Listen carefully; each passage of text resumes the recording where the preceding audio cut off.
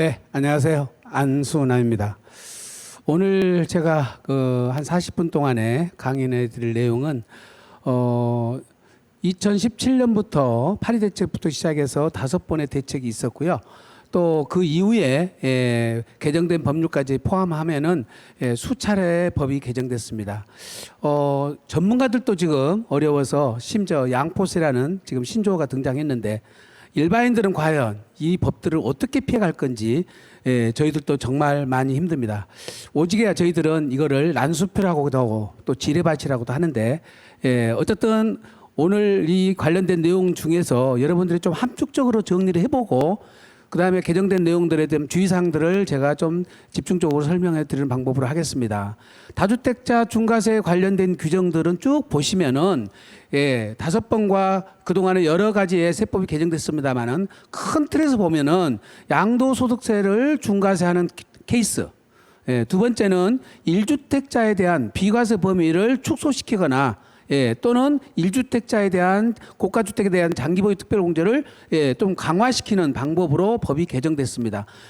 그래서 그거를 수에 나눠서 개정됐을 뿐이지 큰 틀에서 보면은 그게 뭐 복잡하지는 않은데 임대주택과 관련해서 맞물려다 보니까 일반인들도 그리고 전문가들도 많이 어려워하는 것 같습니다.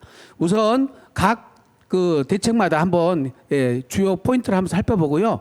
그리고 이거를 내년부터 어떻게 법이 시행되고 있는지를 좀 정리를 해드리고 특히 지금 현재 이슈가 되고 있는 것들 이 부분과 그다음에 조정 대상 지역으로 다 몰려 있는 세법 개정 사항들에 대해서 한번 정리를 해보도록 하겠습니다.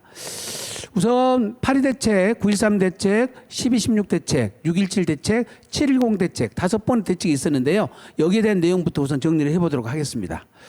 2017년도 8월 2일에 8.2 대책이 나왔는데 이 8.2 대책의 가장 핵심은 다주택자에 대한 중과세 규정이었습니다. 그 중과세 규정의 내용은 다 아시다시피 2주택자는 추가세율 10%, 3주택자는 추가세율 20%가 더 과세되면서 장기 보유 특별공제까지 배제되다 보니까 명목 소득에 해당 세율이 과세되니까 최대 68.2%라는 최고세율을 과세받게 되는 사례가 발생했습니다. 그런데 여러분들이 이제 주의하실 것은 이 다주택자 중과세 규정은 조정 대상 지역이라는 그 특수한 지역에 있는 주택을 팔 때만 중과세가 되는 거예요. 물론 지금은 조정 대상 지역이 서울, 인천, 경기도 이론에 대부분이 지정돼 있고 심지어 대전하고 청주 그리고 대구의 일부 또 있죠. 그다음에 이번에 부산까지 추가 지정을 했습니다마는 이 조정 대상 지역에 소재하는 주택을 양도할 경우만 중과세를 받게 됩니다. 그러니까 이 지역 외의 주택들은 중과세 걱정을 안 하셔도 된다. 근데 또 한 가지 여기에 핵심이 뭐가 있냐면 자, 중과세를 받는 것은 조정 대상 지역에 있는 집을 팔 때 중과세를 받는데 중과 대상 주택 수를 헤아릴 때는 조정 대상 지역에 있는 주택만 헤아리는 것이 아니고 따로 규정을 하고 있어요. 근데 그 규정이 어떻게 돼 있냐면 수도권과 광역시, 세종시에 있는 집은 모든 주택들이 주택수에 들어가요. 그러니까 3천만 원짜리든 5천만 원짜리든 2억짜리든 다 중과 대상 주택수에 카운터가 되고 있다는 거고요. 그다음에 기타 지역에 있는 3억 초과 주택만 중과 대상 주택에 들어갑니다. 따라서 기타 지역의 3억 이하의 소형 주택이거나 광역시나 세종시에 있는 읍면 지역에 있는 3억 원 이하의 주택은 주택수에서 빠진다는 사실이에요. 당연히 1세대 1주택 비과세는 전국적인 있는 집을 다 포함해서 주택수를 헤아리지만 다주택자 중과세 규정에서 헤아리는 주택수는 다 하는 건 아니라는 것을 염두에 두시고 본인들이 한번 판단을 해보시되 이 부분은 전문가의 영역이니까 전문가들께 상의를 해보시고요. 또 한 가지 다주택자 중과세 규정에 주택수를 헤아릴 때는 주택, 조합원 입주권 분양권도 내년부터 들어가죠. 2021년 1월 1일부터 취득하는 분양권도 주택수에 이제 들어가도록 되어 있습니다. 주택수에는 들어가지만 중과세를 하는 거는 주택만 중과세를 한다는 사실입니다. 따라서 조합원 입주권이나 분양권을 갖고 계시면서 지금 중과세가 될 것 같으면 조합원 입주권과 분양권을 먼저 처분하시면 되겠죠.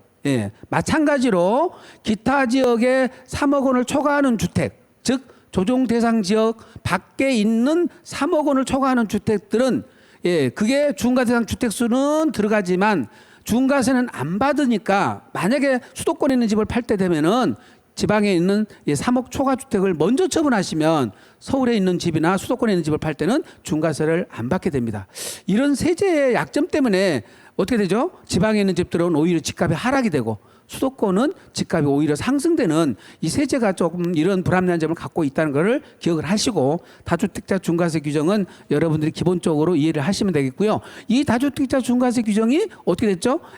올해 다시 세율을 또 올려버렸습니다. 2주택자는 20%로 3주택자는 30%까지 올렸죠. 그거는 시행은 언제부터 하죠?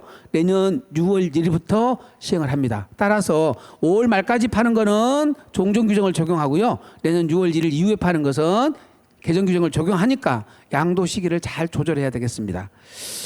그 다음에 작년에 그 파리대책에서 나왔던 것이 1주택자에 대해서 보유기간, 거주기간이 추가로 됐는데요. 거주기간 2년 이상이 추가됩니다.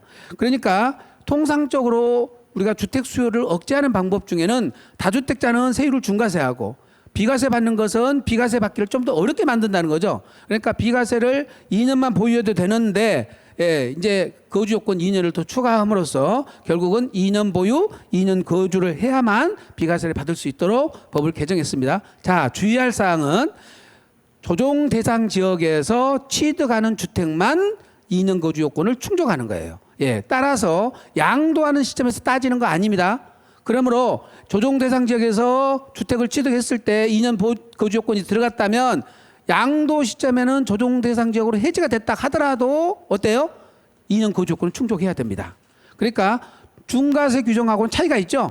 중과세는 양도하는 시점에서 조정 대상 지역으로 지정돼 있을 때 중과세를 하고 팔 때 조정 대상 지역에서 해정돼 버리면 중과세를 안 받게 되는데 1세대 1주택 비과세 규정은 취득 시점에서 2년 거주 요건을 충족해야 되고 해제되더라도 2년 거주 요건은 여전히 남아있다. 이걸 조심하셔야 됩니다. 그리고 또 한 가지가 뭐 있었어요? 분양권에 대해서 조정 대상 지역에 있는 분양권은 중과세율 50%를 적용하게 됐었는데 요거는 2018년 1월 1일부터 바로 적용이 됐었죠. 이 분양권에 관련돼서는 그동안에 또 어떻게 세법이 바뀌었죠? 2021년 1월 1일 이후 취득하는 분양권은 비과세와 중과세 규정을 적용할 때도 모두 주택수에 산입이 됩니다. 올해죠. 8월 12일 날 취득세 중과 규정이 신설되면서 이 분양권하고 조합원 입주권도 주택수에 들어가도록 법이 개정됐습니다. 그런데 여러분들이 주의할 거는 2020년 8월 11일 이전에 취득한 분양권과 조합원 입주권은 이건 주택수에서 빠집니다.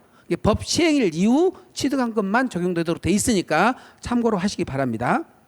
자, 다음으로는 우리가 2018년 9월 13일 9.13 대책인데요. 이 9.13 대책의 핵심은 그동안 임대주택에 대한 세제 혜택이 굉장히 컸어요. 뭐가 있었죠? 다주택자 중과세를 배제해주고 두 번째 종합부동산세를 합산 배제하고 1세대 1주택 거주주택을 양도할 때 주택수 또 빼주고 이러다 보니까 어떤 일이 벌어졌습니까?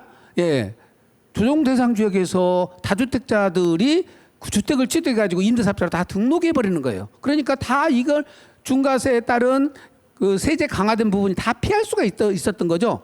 그거를 파리대책에서 조금 더 빨리 썼더라면 하는 아쉬움이 있습니다. 이제 9월 13일 알아가지고 결국은 조정 대상 지역에서 1주택자가 새로운 주택을 취득해서 임대사업자 등록을 하더라도 다주택자 중과세 규정과 종부세 합산 배제 이 혜택은 안 주도록 그거를 배제를 했습니다. 대신 1세대 1주택 거주주택 비과세 주는 것은 여전히 혜택을 주고 있었습니다. 이것이 경과부칙 규정이 좀 여러분이 주의 있게 봐야 되는데요.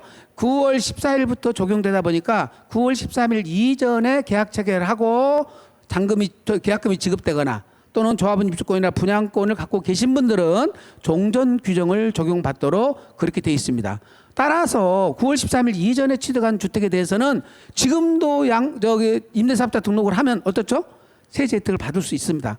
물론 아파트는 당연히 폐지가 돼버렸으니까 안 될 거고요. 아파트 이외의 단독주택, 다가구주택, 다세대 주택은 지금 사업자 등록, 임대사업자 등록을 하더라도 지금 물론 10년짜리예요. 이제 10년짜리를 등록하면 세제 혜택은 여전히 다주택 중과세 규정, 종부세 합산 배제, 1세대 주택 거주주택 비과세 규정은 적용받을 수 있습니다. 그거는 취득 기준이니까 등록 기준이 아니라는 거죠. 예, 또 한 가지는 고가주택에 대해서 예, 작년 2019년까지는 어떻습니까? 예, 80년 이상 보유만 해도 80% 공제를 받을 수 있었는데 2020년도부터는 네, 2년 이상 거주를 해야만 예, 장특공제를 80% 받도록 돼 있었고요. 12, 16 대책에서 또 하나 추가됐죠. 뭐가 추가됐습니까? 1주택 고가주택에 대해서는 장기보유 특별공제 80%까지 받을 수 있는 거를 예, 10년 거주 요건을 추가로 놓습니다. 그러니까 2년만 살아갖고는 안 되고 보유 4년, 거주 4년 이렇게 합해가지고 10년 보유를 하고 거주를 해야 40% 합해서 80%를 장기보유 특별공제를 받을 수 있도록 세법이 개정됐다. 이렇게 알고 계셔야 됩니다. 따라서 지금 2년 이상 거주한 장기보유 고가주택에 대해서는 올해 말까지 파셔야만이 최대 80%까지 공제를 받을 수 있으니까 여러분들이 좀 유념해 주시고요. 또 한 가지는 일시적 1세대 2주택은 그동안에 3년 안에 종전주택을 팔면 비과세 받을 수 있었죠. 예, 9.13 조치로 조정 대상 지역의 1주택자가 조정 대상 지역의 1주택을 새로 취득하면 어쩐다? 2년 안에 팔아야 된다. 그게 또 어떻게 12, 16 대책에서는 1년으로 또 단축됐죠. 예, 1년으로 단축되면서 예, 1년 안에 이사를 가도록까지 예, 다시 강화를 했던 겁니다. 그래서 지금 보시면 알겠지만은 예, 지금 그런 대책들이 모두 봐야 다주택자에 대해서는 중과세, 1주택자에 대해서는 장기보유 특별공제를 좀 더 어렵게 만들고 또는 1세대 1주택 비과세 요건은 거주 요건을 추가하거나 일시적 1세대 1주택에서 3년 안에 팔 수 있는 거를 2년이나 1년으로 단축시키는 거. 요것이 주로 개정의 핵심이었다는 것을 염두에 두시고 살펴보시면 되겠습니다. 예. 그다음에 예, 신규로 취득하는 그동안에는 우리가 중과세 일변도로 이 사업을 계속 세법제가 운영됐었는데 2019년 예, 그때 당시에 93 대책 중에서 새로 취득해서 임대주택에 대해서는 지금 말씀드린 대로 다주택 중과세 혜택과 정부 혜택을 삭제시켰다는 거다고요. 이제 2019년 작년 12월 16 대책이 수립이 됐는데 12, 16 대책 중에서 그때 당시 핵심은 조정 대상 지역에서 2주택자에서 또 뭡니까 일시적 1세대 주택을 1년으로 단축시켰습니다. 단축시키면서 또 한 가지를 거를 주었는데 뭐냐면 거주 요건을 추가로 줬던 거거든요. 거주 요건을 주면서 만약에 임대차 계약서가 작성돼 있는 사람들은 어떻게 하라는 거죠? 잔여 기간까지 그거는 줄 수 있도록 대신 주의할 사항이 하나 있습니다. 내가 이사 가는 것은 1년 안에 못 가더라도 종전주택을 반드시 1년 안에 팔아야 됩니다. 어떤 분들은 1년 안에 이사를 못 가니까 파는 것도 1년 넘게 팔아도 괜찮지 않느냐 이렇게 착각하시는데 그렇지는 않다. 예. 또 한 가지는 12, 16 대책에서 다주택자들한테 출구 전략을 좀 해줘야 되지 않겠느냐 그런 건의들이 있어가지고 2020년 6월 말까지 양도하는 주택에 대해서는 일반세율 적용하고 장기보유 특별공제를 해주는 그거를 일시적으로 유예시켜준 규정들이 있었습니다. 그것에 대해서 조금 이제 문제가 있었다면은 그게 10년 이상 보유한 주택만 한정적으로 해주다 보니까 실제로 적용 대상자가 많지는 않았던 것 같아가지고 시장에 나오는 물량은 많지는 않았던 것 같습니다. 그래서 그게 좀 실효성이 떨어졌었는데요. 예. 그리고 이제 지금 12, 16 대책으로 아까 말씀드린 고가 주택에 대해서 2년 거주를 추가로 10년 거주를 해야 장특공제 80% 받을 수 있도록 하되 요거는 내년부터 시행되는 겁니다. 내년 1월 1일부터 시행되는 거니까 올해 안에 고가주택을 파실 분들은 내가 들어가서 더 이상 못 살겠다 그러면 2년 이상 사신 분들은 올해 안에 파셔야만이 최대로 공제 혜택을 받을 수가 있습니다. 또 한 가지가 아까 설명드린 것처럼 분양권은 즉 재개발 재건축 조합원 입주권은 비과세 규정과 중과세 규정을 적용할 때 모두 주택수에 산입이 됐어요. 여기서 말씀드린 주택수에 산입이 된다 이 말은 주택으로 간주된다는 뜻이 아니고 보유하고 있는 상태에서 주택을 양도할 때 이 조합원 입주권이나 분양권도 주택수에 카운트된다 이렇게 이해를 하시면 돼요. 그런데 조합원 입주권은 이미 들어가 있었지만 분양권은 뭐죠? 건설회사에서 신축하는 아파트를 내가 들어가서 살 수 있는 권리죠. 이 분양권은 그동안에는 주택수에는 안 들어가 있었어요. 그런데 내년에부터는 2021년 1월 1일부터는 원래 12, 16 대책에서는 다주택자 중과세 규정만 들어가도록 돼 있었는데 법을 개정할 때는 비과세 규정 중과세 규정 모두 주택수에 포함되도록 그렇게 지금 개정을 해놨습니다. 대신 이 분양권은 주택수에 들어가더라도 만약에 분양권을 취득하고 3년 안에 양도를 한다면 비과세 해주는 규정들이 아마 예외적으로 들어갈 것 같습니다. 그거는 내년도에 시행령이 개정돼봐야 확실히 아는 거니까 시행령 개정되는 사항을 보시고 판단을 하셨으면 좋겠습니다. 올해 들어와서 대책이 두 번이나 발표되죠. 6.17 대책하고 7.10 대책이 나오는데, 자, 6.17 대책의 핵심은 조정 대상 지역을 전반적으로 확대시켰다. 그동안에는 서울 전 지역, 그 다음에 인천은 빠져 있었고도 경기도도 일부밖에 안 들어갔었는데, 인천도 대다수 들어가고 경기도도 대다수 들어갈 수 있도록 확대를 시켰고요. 그 다음에 이제 좀 두 번째 핵심이 뭐였냐면은 법인에 관련된 사항들이 과세가 강화됐다. 그동안에 어땠습니까? 다주택자 중과세 규정, 비과세 규정, 종부세 규정들이 결국은 1주택으로 법인 설립해서 조세 회피가 일어나는 현상들이 많았던 거죠. 그래서 법인으로 조세 회피가 일어나 버리니까 이 법인으로 인한 조세 회피를 차단시켜 버린 겁니다. 어떻게 차단시켰어요? 종부세를 법인의 경우는 6억 공제도 안 해주고 300% 한도액도 없애버리고 1주택만 가져도 최고의 세율을 3%를 했죠. 근데 2주택자는 4%를 했지만 실제 법을 개정할 때는 6%를 올려버렸습니다.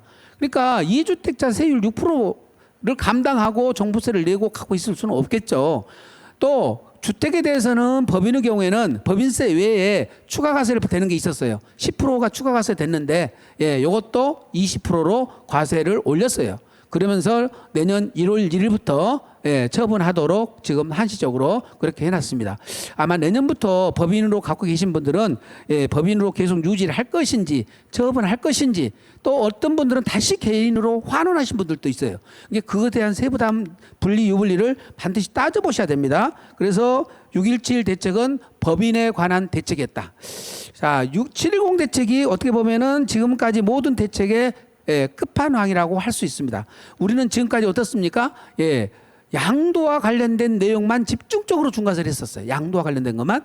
그런데 이제 가만히 봤더니 이게 수요를 억제시키는 것이 양도만 갖고 한계가 있구나 하는 것을 정부 측에서 본 것 같습니다. 그러다 보니까 취득 부분, 또 보유 부분, 양도 부분, 이 세 가지가 동시에 패키지로 다 개정된 것이 7.10 대책이에요. 그래서 살펴보면 취득의 경우는 어떻게 됐습니까? 조정 대상 지역에서 2주택자 같은 경우는 1 내지 3%인 세율을 8%로 올려버렸죠. 3주택은 어떻게 됐어요? 무려 12%까지 올렸습니다. 여기서 말하는 것은 취득세만 12%고 관련된 부가세목까지 아마 더하면 13.4%까지 끌어올려 버리니까 10억짜리 하나 주택 사면서 1억 3천 넘는 세금이 나온다고 그러니까 결국은 수요를 억제할 수 있을 거라고 본 거죠. 그래서 취득세 중과세도 이제 예외 규정들이 여러 가지가 있고 또 뭐 분양권과 또 조합원 입주권도 주택수에 들어가는 등 문제들이 여러 가지 있습니다. 지금 시간이 없어서 그걸 일일이 다 설명할 수는 없고요. 취득세가 중과세되고 있기 때문에 또 그거를 양도만 취득만 하니까 중과세가 되니까 증여를 해버린 경우가 있어서 증여까지 다 막아놨습니다. 증여를 할 때도 어떻게 됐어요? 12%까지 취득세 중과를 하도록 법이 개정되어 있습니다. 이게 지금까지 일반 증여는 4%였던 것을 지금 3배가 올려가지고 12%까지 증여도 막아놨으니까 이것을 잘 살펴보고 증여를 하셔야 됩니다. 어떤 분들은 지금 분양권이나 조합원 입주권을 증여하면 지금 중과세가 안 되는 걸로 잘못 알고 계시는데요. 취득하는 분양권이나 조합원 입주권은 지금 취득 시점에서 주택 수를 헤아려 가지고 그게 완성됐을 때 취득세를 물게 되는데 그때 가서 중과세하는 겁니다. 그러니까 지금 세율을 가지고 판단하시면 안 된다는 것을 주의하셔야 돼요. 자, 더 심각한 거는 종합부동산세가 어떻게 됐어요? 최대 지금 2주택의 경우에는 6%까지 올려버렸습니다. 이게 종부세를 저희들이 시뮬레이션 해보니까요, 2주택자가 20억일 때 내년에 나는 종부세가 약 한 3천만 원이에요. 3천만 원인데 30억일 때는 6,600만 원 정도 됩니다. 그러니까 두 채를 합해서 여러분이 공시 가격이 20억이다 그러면 3천만 원, 30억이다 6,600만 원 정도라고 보시면 되고, 요게 2022년도로 가면 아마 30% 정도 또 올라갑니다. 그러면 현재 세제의 가장 문제는 양도소득세는 보유하고 있는 자산을 안 파시면 돼요.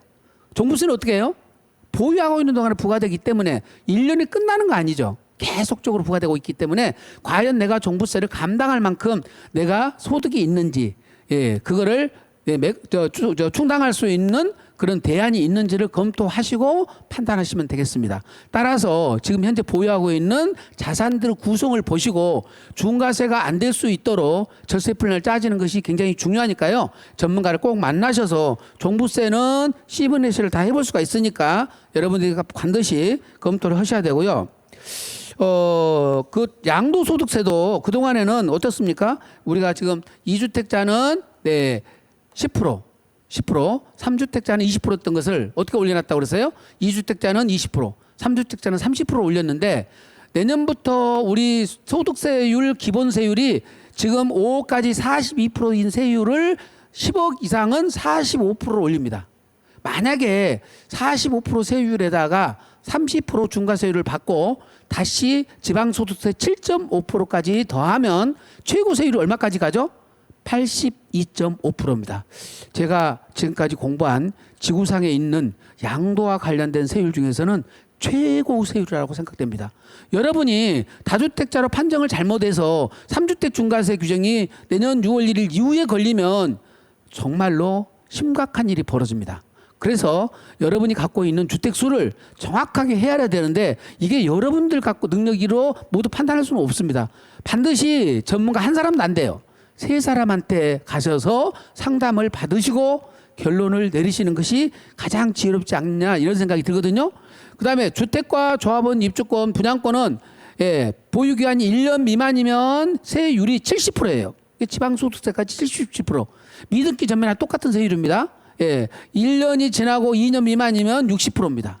2년 지나야 누진세율을 적용하니까 주택하고 조합원 입주권은 무조건 2년 이상 보유를 하셔야 되고요. 분양권은 1년 지나고 2년 지나도 계속해서 60%예요. 따라서 분양권은 입주 전까지 분양 중국 떨어져서 입주하기 전까지 팔 생각을 안 하셔야 됩니다. 무조건 주택으로 변환된 다음에 처분하시는 것이 그나마 세부담을 줄일 수 있는 방법이 아니겠느냐는 생각이 들고요. 그다음에 이제 재산세와 관련돼서 그동안에 어떻습니까? 신탁을 활용해서 재산 종합부동산세 회피가 일어났었잖아요. 수탁자를 신탁회사로 과세를 하다 보니까 거주자 주택수에서 제외됐던 거예요. 근데 이걸 막아놨습니다. 그러니까 혹시라도 신탁으로 인해서 절세하려고 마음먹었던 분들은 다 변경을 해놓으셔야 됩니다. 자, 그리고 나서 이제 최대의 이슈가 뭐냐면 자, 임대주택에 관련된 그동안에 단기 임대가 있었고 8년 장기 임대가 있었는데 임대 사업자를 대폭 축소를 시켜버렸어요. 어떻게 했어요? 단기는 아예 폐지를 해버렸고 4년짜리 없애버렸고 그 다음에 8년짜리는 아파트는 아예 없애버리고요. 그 다음에 기타 주택에 대해서는 8년에 대한 장기 보유 의무 기간을 10년으로 연장을 해버렸습니다. 그러니까 지금 현재 임대사업자로 등록할 수 있는 것은 민특법에 따라서 임대사업자 등록할 수 있는 것은 아파트는 안 되고요. 지금은 단독주택, 다가구주택, 다세대주택만 가능하되 의무기간이 10년이다. 대신 아까 설명드린 것처럼 2018년 9월 13일 이전에 취득한 것들은 세제 혜택을 여전히 고스란히 받을 수가 있으니까 지금이라도 만약에 자동 말소 됐거나 자진 말소 되신 분들은 재등록을 하셔도 되고요. 등록을 안 하셨던 분들도 지금 등록을 하시되 중요한 거는 임대 개시 당시 공시 가격이 얼마야 돼요? 6억 이하야 됩니다. 수도권 밖은 물론 3억이겠죠. 자, 대신 지금 이제 여러분들이 자동 말소되고 자진 말소되다 보니까 처분기한 때문에 헷갈려 하셔요. 자, 자동 말소 되신 분하고 자진 말소 되신 분은 대상이 누구예요? 단기 4년짜리와 아파트 8년짜리만 가능합니다. 나머지는 자동 말소, 자진 말소가 안 되는 거예요. 다 의무기간 채워야 됩니다. 그런데 우리 세법에서는 민특법에서는 4년, 8년 미하더라도 1년만 지났어도 자진 말소 마음대로 시킬 수가 있어요. 그러면 과태료를 안 물리는데 우리 세법은 어떻게 되어 있습니까? 의무 임대 기간의 2분의 1을 경과했을 때만 세제 혜택을 주도록 되어 있습니다. 세제 혜택은 몇 번 있었어요? 다주택 중과세 규정, 그 다음에 종부세 합산 배제, 그리고 1세대 1주택 거주주택 비과세 이 세 가지 중에서 다주택자 중과세 규정은 자동 말소 되신 분들은 양도 기한이 제한이 없어요.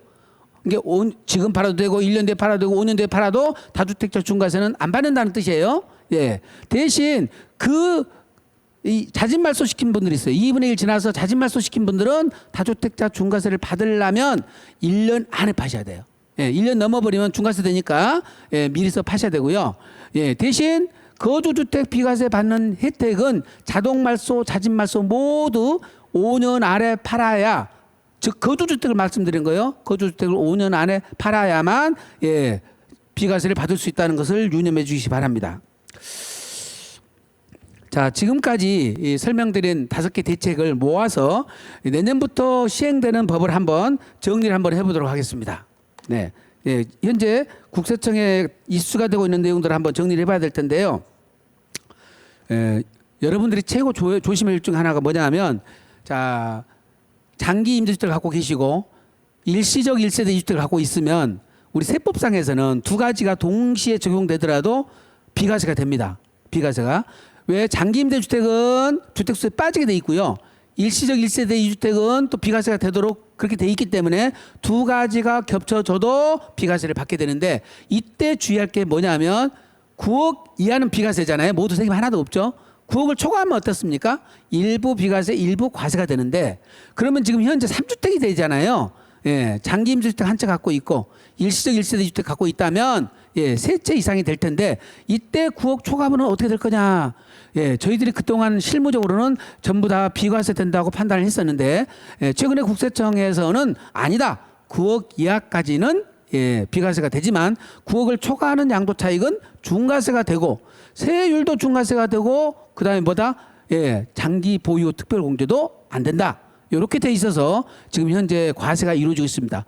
물론 이건 세무 전문가들 입장에서는 국세청 유권 해석이 합리적이지 않다고 그래가지고 현재 소송 진행 중에 있으니까 그 결과를 보고 있어야 되겠지만, 어쨌거나 예, 다툼의 여지가 있으니까 고가주택을 파시는 분들은 일시적 1세대 2주택 상을 만드시면 안 돼요. 아예 팔고 사셔야 됩니다. 예. 두 번째는 지금 저 장기 임대주택을 부부가 공동 소유한 경우에는 예, 국세청은 그동안에 1주택 이상을 임대를 줘야 되는데 공동 소유는 결국 0.5 세를 준 거 아니냐. 그러면 1주택 요건을 못 갖췄다. 이렇게 해서 그랬었죠.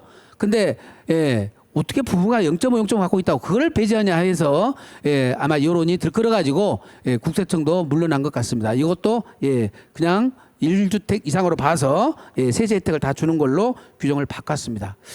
자, 재개발 재건축과 관련돼서 여러분들은 굉장히 중요한 걸 하나 기억을 하셔야 됩니다. 자, 재개발 재건축은 부동산을 취득해서 부동산을 갖고 있다 부동산을 파는 게 아니라, 부동산을 취득해서 입주권으로 바뀌었다가 다시 부동산으로 바뀝니다. 그 과정에 내가 부동산을 언제 취득했냐, 언제 팔았냐가 굉장히 중요한데요. 그 시점이 어떤 시점이 중요하냐면 관리처분 계획 인가일이 중요합니다. 관리처분 계획 인가일이 뭐냐? 그게 권리 변환이래요. 즉 종전주택이 관리처분이 떨어지면 주택에서 조합은 입주권으로 바뀌어버립니다. 그러니까 내가 취득한 것이 주택일 경우에는 완공돼서 팔 때 보유기간을 계산하면서 종전주택 취득일부터 아파트, 새로 신축된 아파트 팔 때까지의 보유기간을 모두 계산해 주는데, 조합원 입주권을 취득하신 분들은 보유기간 계산을 준공일로부터 양도일까지 계산해 버립니다. 그렇게 계산되면 2년도 보유기간 안 돼가지고 비과세도 안 되고 장특공제도 하나도 못 받는 사례가 발생해요. 그래서 어떤 아파트 간 경우에 20억이 남았는데 1세대 1주택자가 주택을 취득하신 분은 세금이 8천만 원밖에 안 냈는데, 조합원 입주권을 취득하신 분은 그분의 세금이 10배가 나와서 8억이 나오는 그런 사례도 있습니다. 실제 정말로 이 무서운 일이 벌어지니까 내가 뭘 샀는지를 꼭 확인하셔야 되고요. 또 한편으로는 재개발 재건축 아파트는 팔 때 중요합니다. 팔 때 관리처분 계획 인가가 떨어지고 파는 것이 유리한지, 인가가 떨어지기 전에 파는 것이 유리한지를 꼭 따져보셔야 되는데요. 자, 다주택 어차피 중과세라서 내가 비과세를 못 받는다. 그러면 아까 설명드린 것처럼 주택을 팔면 중과세예요. 근데 관리처분 떨어진 상태에서 팔면 어떻게 해요? 조합은 입주권이기 때문에 주택수에는 포함되지만 팔 때 중과세는 안 무는 거예요. 그러니까 다주택자일 경우에는 관리처분 나기 전에 팔기보다는 관리처분 난 다음에 파는 게 좋다. 1세대 1주택자 같은 경우 또는 비과세가 안 돼가지고 중과세는 안 되지만 비과세가 안 되는 분들은 주택으로 파는 것이 훨씬 유리합니다. 왜? 종전주택에서 발생한 양도 차익을 100% 장기보유 특별공제를 해주는데요. 예, 조합원 입주권에서 발생한 그 양도 차익은 장기보유 특별공제를 안 해주거든요. 그래서 세금 차이가 많이 납니다. 그래서 내가 관리처분 전에 팔아야 될지 관리처분 후에 팔아야 될지 이거는 꼭 전문가님들하고 상담 받고 판단을 하시는 게 좋을 것 같습니다. 네. 지난번에 여러분들도 한번 그 신문기사에서 보셨겠지만 서울지방국세청 앞에서 예, 데모하시는 분들이 계셨어요. 누가 데모했냐? 다가구 주택 갖고 계신 분들 중에 옥탑 있잖아요. 옥탑을 주택으로 개조해가지고 그걸 주택으로 썼다 해가지고 세금이 몇 억이 추징당한 사례가 있었습니다. 왜 그랬냐? 이 다가구 주택은 원래 3계층 이하의 19세대 이하 660제곱미터 이하의 범위로 예, 요건을 갖춰줘야만이 이걸 단독주택으로 인정을 해서 전체를 비과세해 주는데 만약에 그중에 요건이 하나라도 어긋나면 공동주택으로 취급됩니다. 즉 1가구만 비과세가 되고 나머지 가구는 세금이 과세가 되는데 조정 대상 지역에 있는 다가구 주택은 중과세까지 돼버린다는 거죠. 그러니까 옥탑을 주택으로 꾸몄더니 3계층이 예, 주택이던 것이 4계층이 주택이 됐다는 거예요. 그래서 예, 단독주택으로 인정을 안 해가지고 공동주택으로 취급돼서 그렇게 중과세까지 나와가지고 수억 원의 세금이 추징된 사례가 나왔답니다.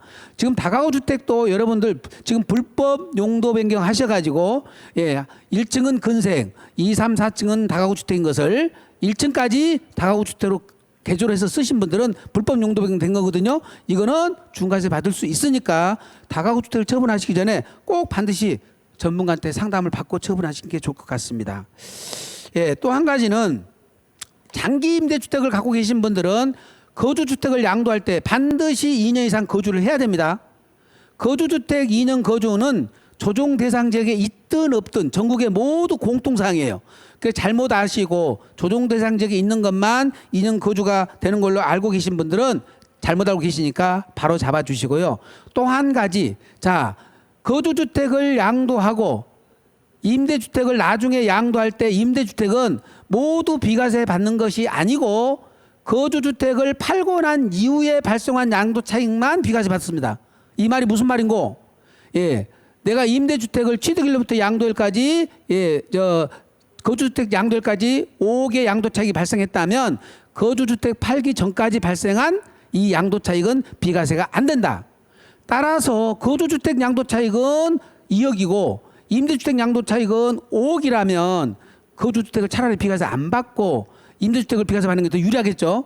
현행 세법이 조금 이상하게 규정하고 있습니다. 여러분들이 요즘을 예, 이 점에 대해서 조심을 해야 되고요. 예, 또 한 가지는 실무적으로 제일 많이 예, 지금 그 실수가 나온 것 중에 하나가 오피스텔입니다. 자, 오피스텔은 거주주택으로 쓰면 거주용으로 쓰면 주택이고요. 오피스로 쓰면 사무실입니다. 자, 거기다가 주민등록 안 옮겨놓고 예, 뭐 일반 사업자로 등록했다고 그래가지고 그것이 주택이 아닌 걸로 인정되는 거 아니에요. 이거는 세무공무원들이나 전산회에서 다 확인되기 때문에 예, 실제 용도대로 판단된다는 걸 꼭 아시고 오피스텔 갖고 계신 분들은 예, 그 계약서의 특약사항만 갖고 해결이 안 된다는 사실을 꼭 알아주시기 바랍니다. 자, 조정 대상 지역과 관련된 내용을 한번 정리를 해보겠습니다. 왜 그러냐면 다주택자 중과세 규정, 그 다음에 예, 취득세 중과세 규정, 종부세 중과세 규정이 모두 조정 대상 지역에서 일어나기 때문에 그렇습니다. 그래서 첫 번째는 취득세가 2주택 이상일 경우에는 조정 대상 지역에서 2주택이면 중과세예요. 그러니까 조정 대상 지역에서 비조정 대상 지역을 사면 중과세 안 먹죠. 대신 비조정 대상 조정 대상 지역에서 한 채 갖고 있고 조정 대상 지역에 주택을 하나 또 사면 어쩐다? 예, 중과세를 먹는다. 이렇게 이해를 하시면 되겠고요. 마찬가지로 종부세도 조정 대상 지역에서는 2주택자부터 중과세를 먹고 전국에 3주택 있으면 예, 또 중과세를 먹습니다. 조정 대상 지역 2주택자와 예, 전국의 3주택자는 똑같이 취급된다. 요거를 기억을 하시고 다주택자 중과세 규정은 어쩐다고 그랬죠? 2주택자는 이제 지금 10%된 것이 20%. 예. 이 3주택자는 20%된 것이 30%까지 바뀐다. 예. 요렇게 정리를 하시면 결국은 모두 다 규제가 이루어진 것은 어디서 이루어진다? 조정 대상 지역에서 이루어진다. 그것과 상관없이 규제 상관없이 예, 지금 그 세제를 불이익을 주는 거는 고가 주택에 대해서는 예, 조정 대상 지역과 상관없이 예, 올해까지는 2년 이상 거주를 해야 되고요. 예, 내년부터는 10년 이상 거주를 해야 최대 80%까지 받을 수 있습니다. 따라서 여러분들은 조동 대상적 있는 주택을 취득하거나 보유하거나 양도를 하면 반드시 전문가 세 분과 상의하시기 바랍니다. 오늘 강연이 여러분들에게 도움이 됐으면 좋겠습니다. 감사합니다. 네.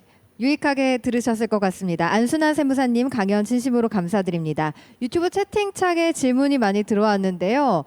조금 받아보도록 하겠습니다. 먼저 첫 번째 질문입니다. 현재 12년간 1세대 1주택 단독 소유로 보유 및 가족 모두 거주하고 있습니다. 현재도 함께 거주 중인데 주민등록상 소유주만 다른 곳으로 되어 있어요. 이 경우에 장기 보유 특별공제에 문제는 없는가요? 하는 질문이네요. 네, 국세청 해석은 전 가족이 모두 거주하는 것을 요건을 하고요. 부득이한 사유, 우리 세법에서 말하는 부득이한 사유라 하면 근무상, 학업상, 질병요양상, 치료 목적으로 못 사는 경우는 예외적으로 인정됩니다. 따라서 세대주가 직장을 다니기 위해서 다른 곳에 주민등록이 되어 있었다면 합법적으로 인정이 되는 거고요. 판례에서는 가족 중에서 단 한 사람만 살아도 거주 요건은 충족했다고 인정을 하고 있으니까 그렇게 제가 보기에 걱정 안 해도 될 것 같습니다. 네, 감사합니다. 두 번째 질문으로 넘어가 보겠습니다. 2018년에 취득한 기존 분양권은 중과세 적용 시 주택 수에 포함이 안 되는 거죠? 하고 물어보셨어요. 아까 말씀드린 대로 지금 그 조합원 입주권은 종전부터 주택수에 들어갔지만 분양권은 이번에 들어가면서 2021년 1월 1일 이후 취득분부터 중과세와 비과세 때 주택수에 들어갑니다. 따라서 2018년 거는 안 들어갑니다. 네. 세 번째 질문도 받아보도록 하겠습니다. 소유하고 있는 건물이 다가구 주택인데요. 임대사업자 등록을 했다면 다주택자로 중과세 대상인가요? 라는 질문입니다. 네. 지금 2018년 9월 13일 이전에 임대사업자 취득을 했다면 임대사업자로 등록됐을 경우 임대사업자 등록이라 하면 구청과 세무서에 모두 등록을 해야 됩니다. 그리고 의무기간을 충족했다면 당연히 중과세 안 받습니다. 괜찮습니다. 네, 감사합니다. 네. 궁금하신 사항 정말 많으시겠지만 시간 관계상 이 정도로 마무리하도록 하겠습니다. 유익한 강의 그리고 명쾌한 답변해 주신 안순남 세무사님께 다시 한번 감사의 인사 말씀드립니다.